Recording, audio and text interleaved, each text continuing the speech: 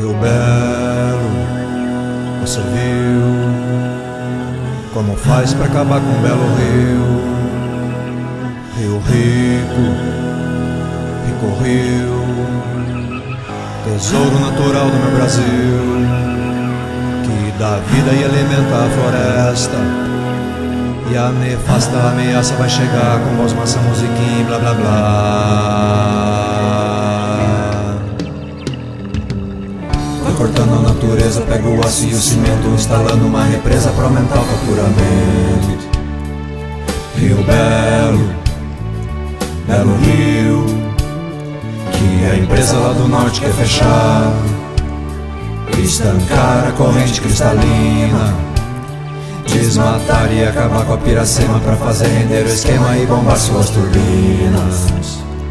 Rio seco, rio feio, se deixarmos aplanar a cachoeira, se a gente não acabar com essa besteira da represa que se engorda os tubarões, e a empresa milionária feito um monstro ilusionário vai dobrar os seus dobrões. Rio Belo, você viu como faz pra acabar com o belo rio? Rio rico, rico rio, tesouro natural do meu Brasil, que dá vida e alimenta a floresta. E a nefasta ameaça vai chegar com voz, mansa, musiquinha, blá blá blá.